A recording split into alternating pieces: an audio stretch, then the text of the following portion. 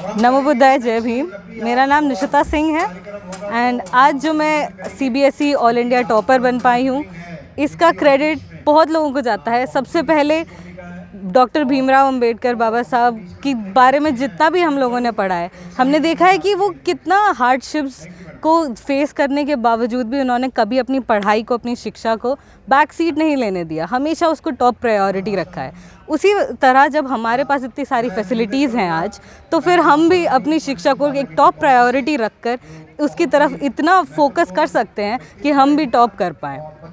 दूसरा, मेरे पेरेंट्स ने मुझे बहुत सपोर्ट किया है और हर चीज़ में, जितनी चाहे स्कूल लेवल की बातें हो, चाहे ओलंपियाड्स हों, एग्ज़ाम्स हो, कुछ भी हो, हमेशा मेरे को सपोर्ट किया है और मेरे साथ रहे हैं। तीसरा, मेरे जो टीचर्स हैं बहुत हेल्प करते हैं। मैं डीपीएसजी से बिलोंग करती हूँ एंड 10th 12th मैंने दोनों Delhi public school Ghaziabad, Meerut road से किया है।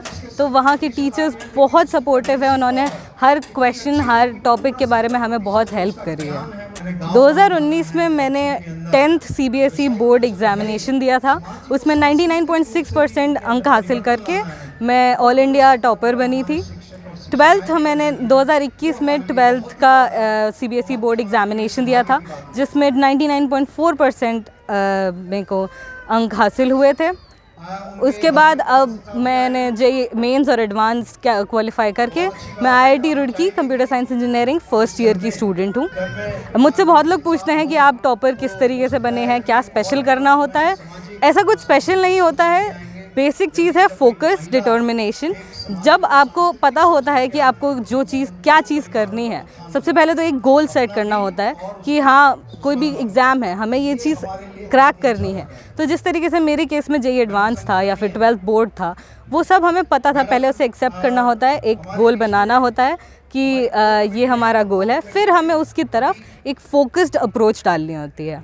जैसे मैं क्या करती थी कि अपने एक दिन का पूरा टॉपिक्स शेड्यूल करके रखती थी कि आज मुझे ये 4 टॉपिक्स कंप्लीट करने हैं। तो वो 4 टॉपिक्स फिर किसी भी तरीके से मेरे कंप्लीट हो जाने हैं रात तक, चाहे अब उसमें 2 आवर्स पर टॉपिक दूँ मैं, या फिर एक थोड़े थोड़े ब्रेक में मैं ज़रूर करती थी, because breaks are very important. थोड़ा रेस्ट देना बहुत इम्पॉर्टेंट है। तो जितना भी जैसे 2 आवर्स कर लिया, देन फिर ब्रेक ले लिया। एंड ब्रेक्स में ऐसा कुछ नहीं था, बहुत मिनिमल चीज़ें थी, जैसे फैमिली टाइम हो गया, थोड़ा वॉक पे चले गए या टीवी देख लिया थोड़ा सा, फिर उसके बाद वापस आके अपना नेक्स्ट टॉपिक कंप्लीट कर लिया। तो इसी तरीके से अगर आप अपनी फोकस्ड अप्रोच रखेंगे और अपना एक धैर्य बनाकर रखेंगे, तो आप भी एक दिन टॉपर्स के जो लिस्ट है उसमें अपना नाम देख सकते हैं। आजकल मोबाइल, इंटरनेट, सोशल मीडिया बहुत ज़्यादा पॉपुलर है एंड बहुत ज़्यादा अब एक्सेसिबल है। मैं भी यूज़ करती हूँ, मैंने भी एग्ज़ाम टाइम्स में भी यूज़ किया है, मगर एक बैलेंस बना के रखना बहुत इम्पॉर्टेंट है। जब आपको पता है कि आपको ये 2 आवर्स आपको काम करना है, आपको कोई पढ़ाई करनी है, तो आपको उस टाइम पे अपना इतना फोकस होना चाहिए कि मोबाइल हो गया, सोशल मीडिया हो गया, उससे आप थोड़ा दूर रहें या डू नॉट डिस्टर्ब पे डाल के रख दें। फिर उसके बाद आप जब ब्रेक में यूज़ करना चाहें तो आप ब्रेक में यूज़ कर सकते हैं।